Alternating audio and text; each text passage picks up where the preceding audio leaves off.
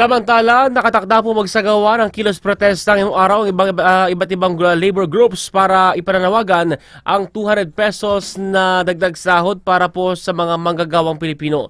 Sa panguna ng Bukluran ng Manggagawang Pilipino, Kilosang Mayo 1, nagkaisang Labor Coalition at Trade Union Congress of the Philippines, nasa libo-libong Pilipino ang lalahok sa kilos protesta sa Menjola sa Maynila.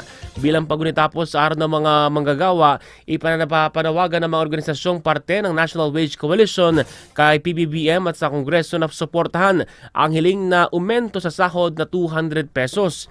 Ayon po sa grupong partido manggagawa, ang taas sahod na ito ay makakatulong sa masolusyonan ang lumalalang gutom at kahirapan sa ating bansa. Para naman kay PM Secretary General Judy Ann Miranda, hindi sapat ang murang bigas at mas mainam na madagdagan maging ang sahod ng mga Pilipino. Bago po ang Mayo 1, nauna nang nagpahayag ng suporta sa taas sahod ang ilang mga mambabatas gaya po nila Senador Joel Villanueva, Grace po, maging si Senador Juan Miguel Zubiri.